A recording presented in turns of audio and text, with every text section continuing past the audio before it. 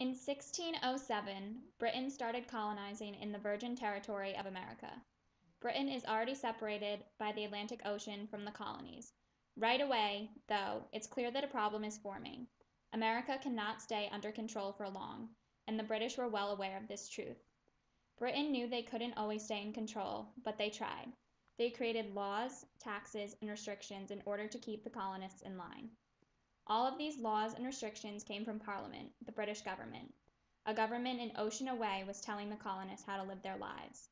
These laws set by Parliament were what started a need for revolution. Parliament was the start of the fight for control and freedom. Why should the colonists take orders from them? They weren't there and they had no say in the choices they made. In 1660, the Navigation Acts took place. Parliament put restriction on whom the colonists could trade with. They only allowed trade with Britain, and then they collected the money earned called capital. This started the restrictions. This was the point of no return. This was the beginning of many more laws. In 1666, the Declaratory Act stated that only the laws in place by Parliament were valid, and colonists were not allowed to change them. In 1764, the Sugar Act took effect, taxing sugar and molasses. A year later, the Stamp Act taxed paper, which greatly affected everyone. All of this stress and anger built up among the colonists, but not everyone was convinced to go to war with Britain. Not yet.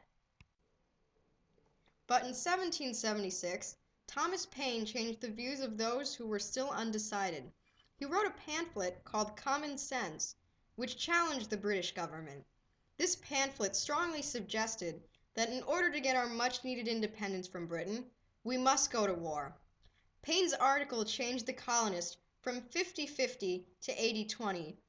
This idea, this suggestion, is what truly started the war.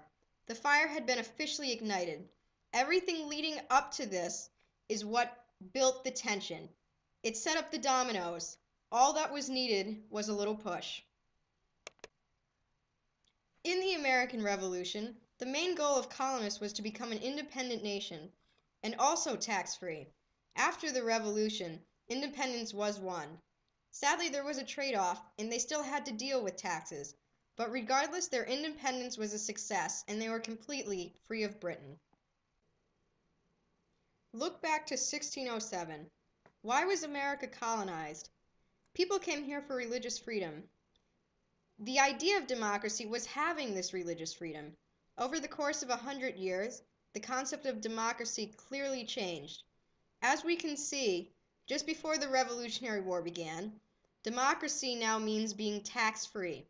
Not only tax-free, but a completely free nation that stands by itself. Colonists want to no longer have to depend on Britain for anything.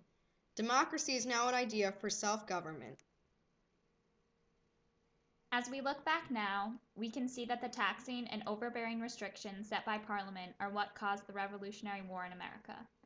Not only that, but Thomas Paine sparked the fire for revolt, with the aid of the already built-up tension between Britain and the colonists.